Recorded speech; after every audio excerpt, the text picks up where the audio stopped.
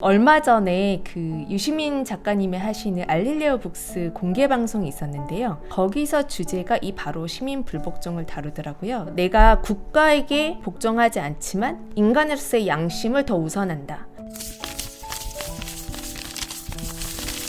김보경의 책 읽을 결심입니다. 오늘은 여러분들과 함께 헨리 데이빗 소로의 시민 불복종이라는 책을 읽어보려고 하는데요. 이 책 제목 혹시 들어보신 적 있으신가요? 들어는 봤지만 읽어본 적은 없다. 이런 분이 더 많을 것 같은데요. 저도 이 책을 고등학교 때 집어들었다가 내가 읽기에 너무 어려운 책이다 이러고 손을 놨는데요. 제가 그것 때문에 이 책을 가져온 건 아니고요. 얼마 전에 그 유시민 작가님이 하시는 알릴레오 북스 공개 방송이 있었는데요. 거기서 주제가 이 바로 시민 불복종을 다루더라고요. 그래서 그 공개 방송을 본 김에 예전에 읽으려고 도전했지만 결국 실패했던 이 책, 이번에 한번 나도 결심하고 읽어봐야 되겠다. 그래서 여러분들과 함께 읽으려고 가지고 왔습니다.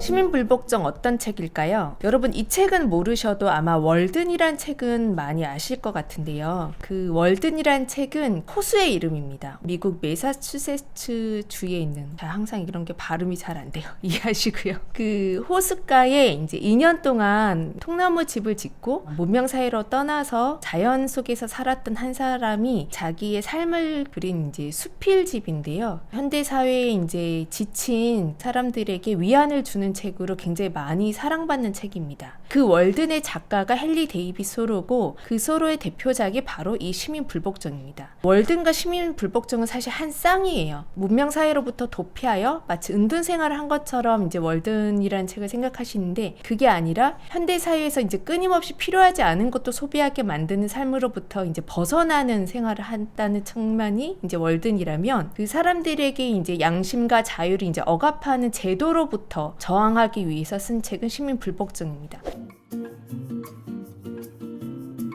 헨리 데이빗 소로에 대한 이야기를 좀 더 해야 될 것 같은데요. 하버드 대학을 나온 그러니까 되게 인텔리였죠. 그 당시에 이제 하버드 대학 명문대학을 나왔지만 다른 직업을 특별히 가지지 않고 출세의 길을 걷지 않고 매사추세츠의 그 콘코드라는 고향으로 돌아옵니다. 이 콘코드가 굉장히 자연경관이 이제 멋진 곳이라고 하더라고요. 그곳의 삶으로 돌아와서 어떤 일을 하냐면 측량기사 같은 일을 합니다. 자기에게 주어진 일을 하면서 정말 꼭 필요한 것들을 소비하는 삶을 살았던 사람인 거죠. 두 번째 특징은 어쨌든 이 사람은 글쟁이입니다. 그 당시 이제 미국의 주요한 문인들과 이제 교류를 많이 했는데요. 대표적인 작가가 에머슨이고 이제 시인으로 유명한 휘트먼 이런 작가들과도 굉장히 교류를 많이 했었습니다. 수필 작가라고 보시면 될 것 같아요. 월든이라는 책도 본인의 그 2년 동안의 생활을 다룬 거고 이 시민 불복종은 그 2년 동안 있었던 생활 중에 어떤 사건을 겪게 됩니다. 데이빗 소로가 감옥에 하루 갇히는 날이 있는데요. 자연 속에 살던 사람이 감옥에 갇혔다. 무슨 일인가 궁금하실 거잖아요. 그 당시 이제 세금을 내지 않았다는 혐의로 잡히게 되는데요. 그가 내지 않았던 세금이 인두세라는 겁니다. 그 인두세가 뭐냐면 사람 인자의 머리 두자를 쓰니까 사람의 머릿수에 매기는 세금이니까 지금 우리말로 하면 주민세에 가까운 거예요. 이 주민세를 내지 않아서 이제 세금 미납자, 탈세자 이런 걸로 이제 잡힙니다. 그래서 감옥에 하루 있게 되고요. 친척이 그 세금을 대신 내줘서 이제 풀려나게 되는데 왜 자기가 그 인두세를 내지 않았는지에 대한 이야기를 담은 게 바로 이 시민 불복종이라는 글입니다.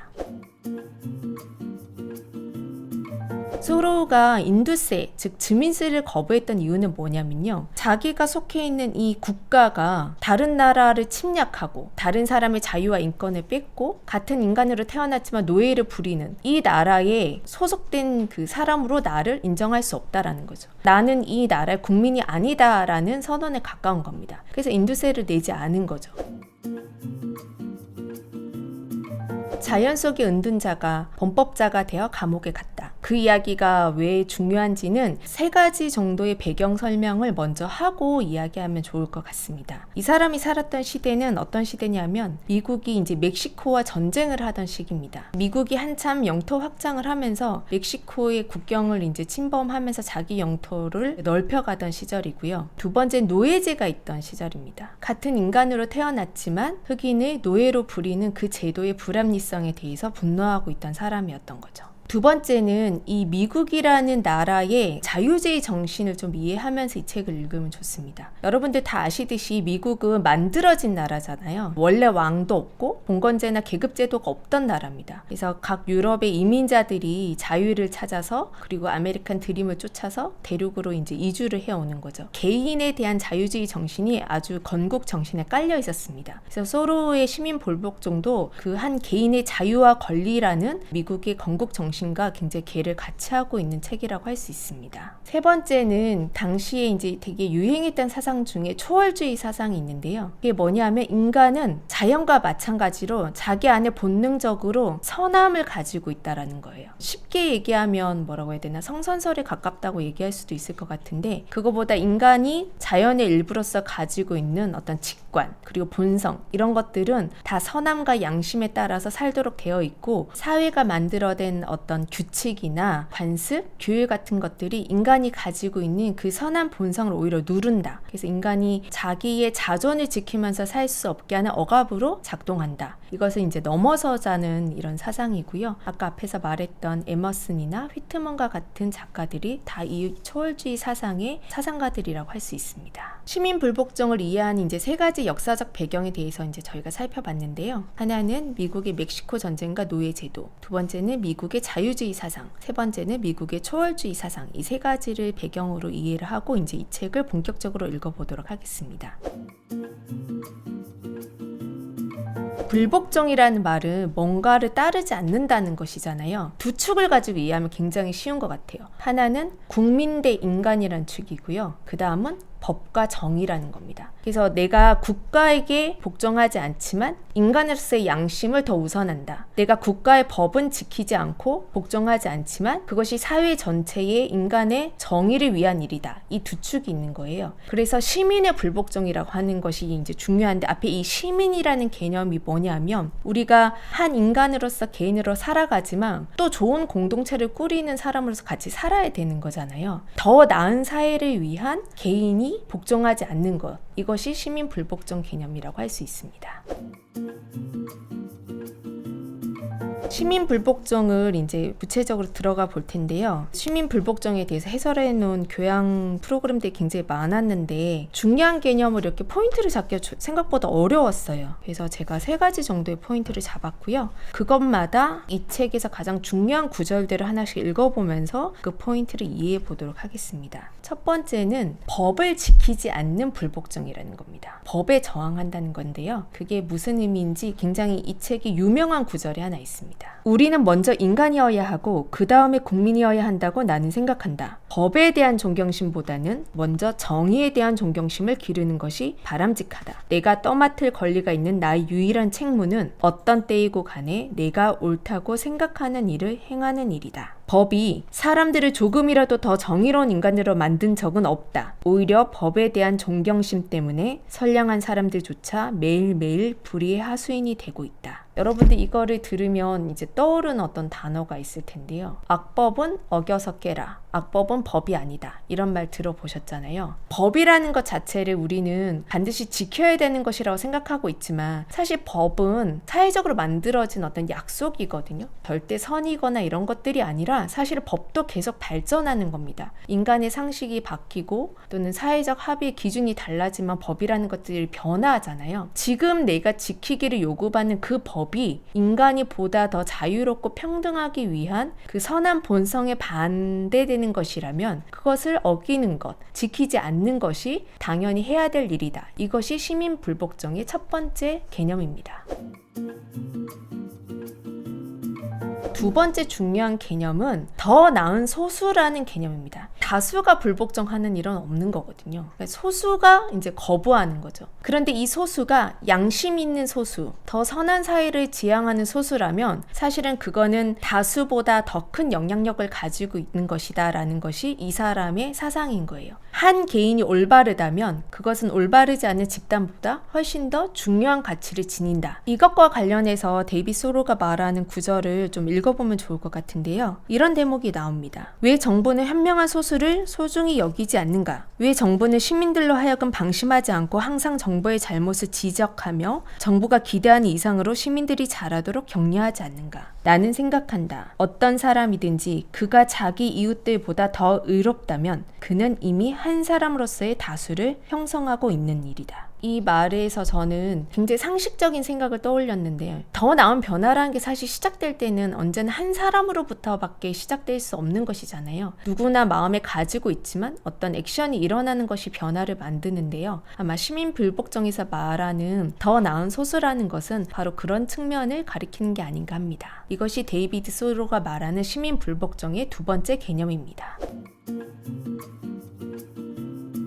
세 번째로 시민의 불복종은 잘못된 제도에 대한 불복종입니다. 소로가 앞에서 내가 무정부주의자는 아니야, 내가 모든 걸 다 흐트러뜨리자는 건 아니야, 이런 얘기를 하는데, 이 시민 불복종의 대표적인 사례로 뽑을 수 있는 것이 홍콩의 우산혁명이라고 저는 생각이 돼요. 홍콩의 젊은이들이 다 이렇게 마스크 쓰고 체류탄 앞에서 이렇게 노란 우산을 펼치면서 저항하는 대규모 시위를 벌인 게 있거든요. 이게 뭐냐면 홍콩이 이제 영국의 지배령으로 있다가 반환됐잖아요, 중국에. 그래서 중국 당국이 홍콩에다가 행정장관을 이제 보냅니다. 근데 이 행정장관을 그 홍콩 시민들이 뽑는 게 아니라 1200명만 되는 그 선거인단이 뽑는 거예요. 직선제가 아니라 간선제인 거죠. 우리로 치면 서울시장을 1200명이 뽑는 거예요. 그래서 홍콩 시민들이 이에 대해서 저항을 합니다. 그래서 2017년에 시진핑이 어떤 약속을 하냐면, 좋아, 그러면 후보를 일단은 압축하고 직선제를 하자, 이렇게 제안을 하거든요. 근데 그 방식이 굉장히 웃긴 게 1200명의 이제 선거인단이 있잖아요. 반인 600명 이상의 지지를 받은 2명에서 3명 정도의 후보를 만듭니다. 그 후보들을 가지고 직선제를 하라는 거예요. 그러니까 그건 말이 직선제지 실제로는 이제 억압된 제도잖아요. 그래서 그것에 저항해서 그 제도를 받아들이지 않겠다고 일어난 것이 홍콩의 우산혁명인데, 그게 이제 대표적인 시민 불복종의 사례라고 할 수 있습니다.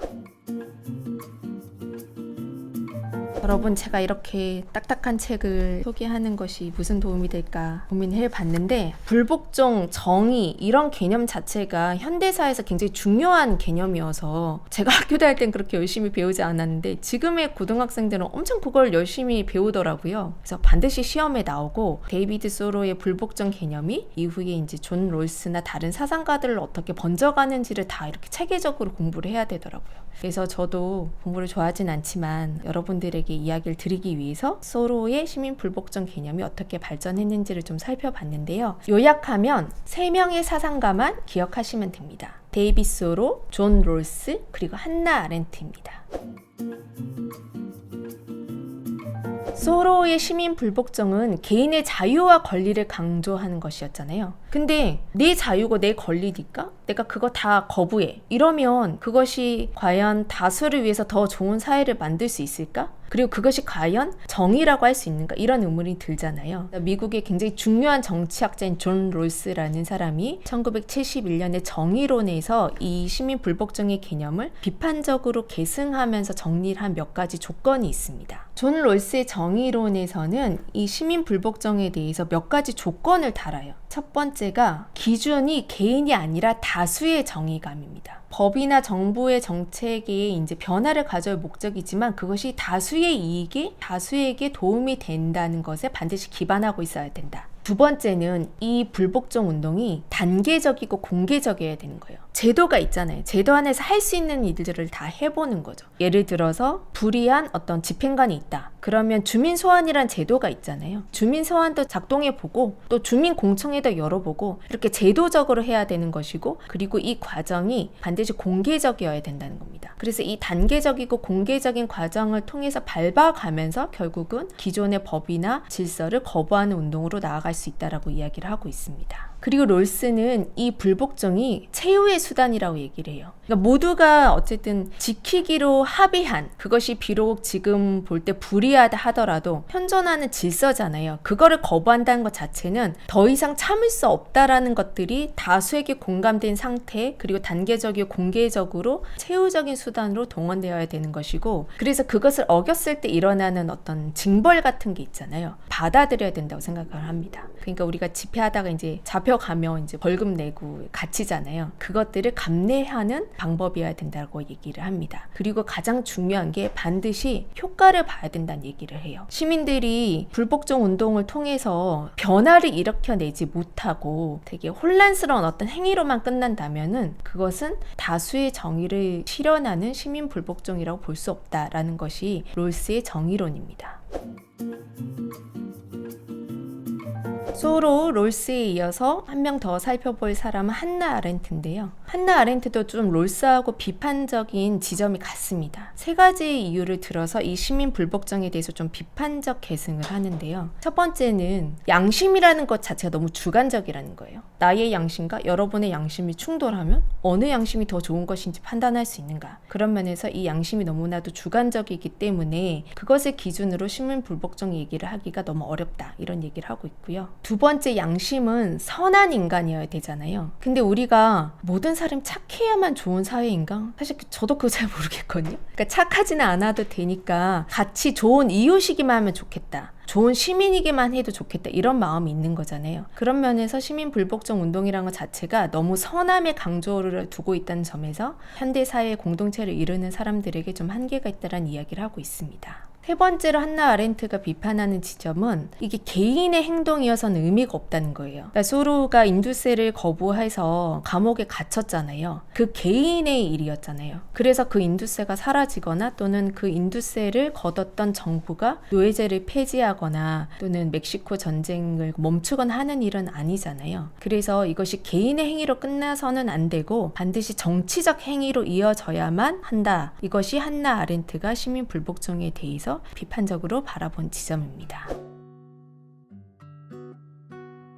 헨리 데이비스로의 시민 불복종. 제가 이 책을 여러분들과 읽으면서 읽고 나서 머릿속에서 사라지지 않기 위해서 어떻게 할까 이런 고민을 하면서 오늘 책을 설명을 드렸는데요. 이 소로가 이 책을 썼을 때 당시의 시대적 배경에 대해서 이해하자. 그리고 시민 불복종이라는 개념을 세 가지 키워드로 정리해보자. 그리고 이 소로의 시민 불복종이 현대 사상에서 소로, 롤스, 한나 아렌트로 이어지는 비판적 계승이 어떻게 이어지는지를 살펴보자. 이렇게 세 가지 축을 가지고 여러분들과 이 책을 살펴봤습니다. 가장 제 마음에 들었던 딱 한 문장 여러분들하고 같이 한번 읽어보도록 하겠습니다. 우리가 소로의 시민 불복종을 마치 더 선한 사람들이 더 나쁜 것을 이기기 위한 일이다 이렇게 생각하는데요. 소로는 그렇게 말하고 있지 않았습니다. 이런 구절이 있더라고요. 내가 이 세상에 온 것은 세상을 살기 좋은 곳으로 만들려는 중요한 목적이 있어서가 아니라 좋든 나쁘든 그 안에서 살기 위해서이다. 한 사람이 모든 일을 다 해야 하는 것은 아니다. 그중 어떤 일만 하면 된다. 그리고 그가 모든 일을 할 수 없다고 해서 어떤 나쁜 일을 해야만 하는 것은 아니다. 좋든 나쁘든 우리가 어떤 안에서 살기 위해서라면 어떻게 해야 하는가? 개인으로서, 집단으로서 나조차 집단의 일부로서도 인지하지만 또 상대방을 어떤 집단의 대표가 아니라 한 개인으로 존중할 자신이 있는가? 이런 것들을 이 책이 다시금 묻고 있는 게 아닌가 이런 생각을 했습니다.